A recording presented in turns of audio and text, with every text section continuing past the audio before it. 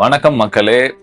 நான் உங்கள் ஹரிஹரன் மிஸ்டர் கிடான் சேனலுக்கு வரவேற்கிறேன். இப்போ நேபாள் மாதிரி இன்னொரு கண்ட்ரி அதே நிலைமையில இருக்கு. கிட்டத்தட்ட அதே நிலைமைன்னு சொல்ல முடியாது. பட் அதே மாதிரி நிறைய உள்ள ஒரு பிரச்சனைகளோட இருக்கு. நிறைய சின்ன சின்ன ப்ரொட்டஸ்ட் நடந்திருக்கு. நிறைய வீக்கா நோக்கி போயிட்டு இருக்கு. பட் இது வந்து நீங்க எதிர்பார்க்காத கண்ட்ரிங்க. நீங்க நினைக்கிற மாதிரி ஏதோ ஒரு ஒரு மிடில் ஈஸ்ட் கண்ட்ரியோ இல்லைன்னா ஒரு ஆப்பிரிக்கன் கண்ட்ரிஸோ கிடையாதுங்க. இது நல்ல ஒரு வெல் எஸ்டாப்ளிஷ்டு யூரோப்பியன் கண்ட்ரிஸ்லாம் இந்த மாதிரி நடக்குமாங்கிற ஒரு கேள்வியில தான் இது நீங்க யோசிச்சிருப்பீங்க. லைக் இந்த என்ன கண்ட்ரினா பிரான்ஸ் தாங்க. ஸோ பிரான்ஸா அது ரொம்ப நல்ல கண்ட்ரி தான். லோர் மியூசியம் இருக்கு. லைக் ரொம்ப ஒரு என்ன சொல்றது, ரொம்ப forward country, developed country. But still அவங்களுக்குள்ள நிறைய பிரச்சனைகள் போயிட்டு இருக்கு. இதை நான் எதை வச்சு சொல்றேன்னா, இப்போ ரீசெண்டாக செப்டம்பர் 2025 வந்து அவங்களோட பிஎம்மான பிராங்கஸ் பேரோ அவர் வந்து ரிசைன் பண்ணியிருக்காரு. இது வந்து ஏதோ ஒரு சாதாரணமான நிகழ்வு இல்லைங்க. கடந்த ஒரு 2 ஆண்டுகள் கிட்டத்தட்ட 4 பிஎம் வந்து ரிசைன் பண்ணி மாறி இருக்காங்க. ஸோ இது வந்து ரொம்ப வந்து கவனிக்கக்கூடிய விஷயம். முக்கியமாக பார்த்தீங்கன்னா ப்ரீவியஸாக மைக்கேல் பேனியர் இருக்கிறதுலே அவர் தான் ரொம்ப ஷார்டஸ்ட் சர்விங் பிஎம் ஆஃப் பிரான்ஸாக இருந்திருக்காரு. எந்த அளவுக்குனா 3 மாசம் தான் பிஎம்மாக இருந்திருக்காரு. அதுக்கப்புறம் பார்த்தீங்கன்னா கேப்ரியல் ஆட்டல்னு அவர் ஒருத்தர் 8 மாசம் இருக்காரு அவருக்கு முன்னாடி. ஸோ இந்த மாதிரி எல்லாத்துக்கும் குறுகிய கட்டத்தில் இருக்கிறதுக்கான காரணம் என்னன்னா, பிரான்ஸ்ல பாத்தீங்கன்னா வந்து பிரசிடென்ட் தான் வந்து ஹையர் அத்தாரிட்டி. இது வந்து இந்தியா மாதிரி இல்லாம யூஎஸ்ஏ மாதிரி.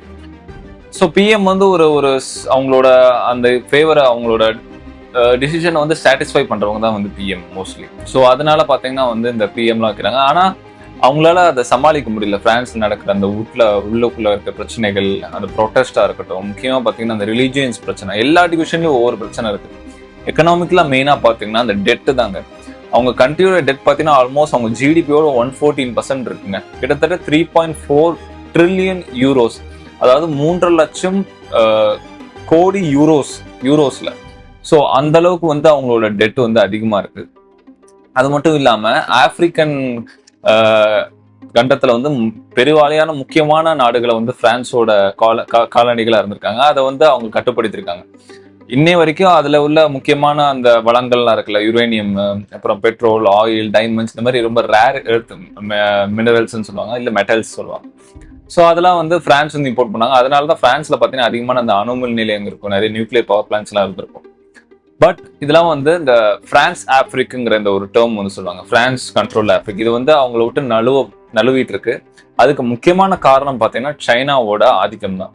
ஆப்பிரிக்கன் கண்ட்ரினா பல நாடுகள்ல மற்ற நாடுகள் என்ன பண்றாங்கன்னா, இந்த நிதி கொடுக்கறது, இந்த மாதிரி நன்கொடை கொடுக்கறதுன்னு இருக்கலாம சைனா வந்து வித்தியாசமான ஒரு அப்ரோச்ல, அதாவது நான் உங்களுக்கு முதலீடு பண்றேன், நாங்களும் உங்களை மாதிரி தான் இருந்திருக்கோம், அந்த மாதிரி ஒரு அப்ரோச்ல வந்து நிறைய முதலீடு பண்ணி பெருவாரியான ரேர் எர்த் மினரல்ஸோட வந்து அந்த மைனிங், அந்த கான்ட்ராக்ட்ஸ் எல்லாமே வந்து சைனீஸ் கம்பெனி கிட்ட தான் இருக்கும். அதுவும் இல்லாமல் அந்த மெஷினரிஸ் சைனீஸாக தான் இருக்கும். ஸோ இது எல்லாமே வந்து சைனா அங்கே வந்து ரொம்ப ரேப்பிடா இருக்கு. முக்கியமா டெமோக்ராட்டிக் ரிப்பப்ளிக் ஆஃப் காங்கோல வந்து இந்த கொபால்ட் மைனிங் ரொம்ப முக்கியமான எலிமெண்ட். அது வந்து போன்ஸ், இந்த மாதிரி பேட்டரிஸ்ல, அதே மாதிரி லித்தியம் மைனிங், அப்புறம் டான்சானியால வந்து ஒரு ரயில்வே நெட்வொர்க் ப்ராஜெக்ட். இந்த மாதிரி ஒவ்வொரு கண்ட்ரிஸ்லயும் வந்து சைனாவோட ஆதிக்கம் இருக்கு. ஸோ அது மட்டும் இல்லாம ரஷ்யா, அவங்க வெஸ்டர்ன் ஆப்பிரிக்கன் ரிப்பப்ளிக்ஸ்ல பாத்தீங்கன்னா வந்து ரஷ்யாவோட ஃபோர்ஸஸ் இருக்கு. ரஷ்யாவோட இந்த வேக்னருங்கிற ஒரு குரூப் இருக்கு, அதாவது அவங்க வந்து பிரைவேட் மிலிட்டரி வச்சிருக்காங்க.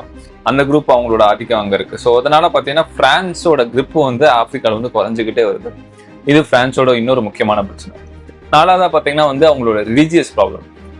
இந்த முக்கியமா வந்து அங்க உள்ள முஸ்லிம்ஸ்க்கு வந்து ரொம்ப ஒரு மிகப்பெரிய பிரச்சனை. அவங்களுக்குள்ள வந்து ஒரு கருத்து வேறுபாடுகள் ரொம்ப மோசமா இருக்கும். அவங்களுக்குள்ள மோதல்கள் முக்கியமா பாத்தீங்கன்னா 1-2 ஆண்டுகளுக்கு முன்னாடி நினைக்கிறேன், யாரோ ஒருத்தர் முகமது ப்ராஃபட், அந்த ப்ராஃபட்டை வந்து வரைஞ்சதுக்கு வந்து அவரை வந்து தலை வந்து துண்டிக்கப்பட்டது. அந்த அளவுக்கு வந்து ரொம்ப ஒரு மோசமான ஒரு வன்முறை எல்லாம் நடந்துச்சு.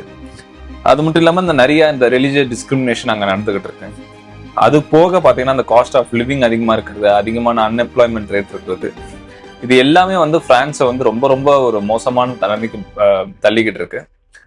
இது எந்த இடத்துல திருப்பு முனையா இருக்குன்னா, 8ஆம் தேதி வந்து ஒரு முக்கியமான மீட்டிங்ஸ் நடந்திருக்கு. ஒண்ணு வந்து பாத்தீங்கன்னா பிரிக்ஸ் மாநாடோட விர்ச்சுவல் மீட்டிங் வலைய ஒலியில நடந்திருக்கு. அது மட்டும் இல்லாம ட்ரம்ப் வந்து இந்த யூரோப்பியன் லீடர்ஸோட நடந்தது. அதே நேரத்துலதான் இந்த பிரான்ஸோட பிஎம்ஓ வந்து ஃபயர் பண்ணப்பட்டிருக்காங்க. ஸோ அந்த அளவுக்கு வந்து ரொம்ப ஒரு முக்கியமான இந்த ஒரு பிரான்ஸோட நிகழ்வு வந்து இந்த கடந்த ஒரு வாரத்துல நடந்திருக்கு. ஸோ என்னதான் அவங்க வந்து டிஃபென்ஸ்ல புஷ் பண்ணாலும், லைக் அவங்களோட ஃப்ரிகேட்ஸ் வந்து அதிகமாக விற்கிறாங்க. முக்கியமா அவங்களோட ஐகானிக் ரஃபேல் ஜெட் நிறைய கண்ட்ரிஸ்க்கு வந்து அவங்க எக்ஸ்போர்ட் பண்ணிக்கிட்டு இருக்காங்க. இந்தியா கூட அதுல ஒண்ணு. பட் இருந்தாலும் அவங்க மற்ற துறையில வந்து அவங்களால வந்து கால் பதிக்க முடியல, அவங்களால ஒரு ஒரு ஸ்திரத்தன்மைக்கு வந்து கொண்டு வர முடியல. அதனால வந்து பிரான்ஸ் வந்து வீக் ஆகிட்டு இருக்கிறத வந்து பிரான்ஸ்ல உள்ள நிறைய வல்லுநர்களே சொல்றாங்க. ஸோ இது வந்து இதோட கட்டத்தை பார்த்தீங்கன்னா வந்து இது எந்த அளவுக்கு போகுங்கிறத வந்து நம்ம பொறுத்து இருந்தா பார்க்கணும். ஏன்னா அது மட்டும் இல்லாமல் உங்களுக்கு நிறைய பிரச்சனைகள் உள்ளுக்குள்ள இருக்க ப்ரொட்டஸ்ட், ஏஜிங் பாப்புலேஷன், இது ரொம்ப முக்கியமான விஷயம்.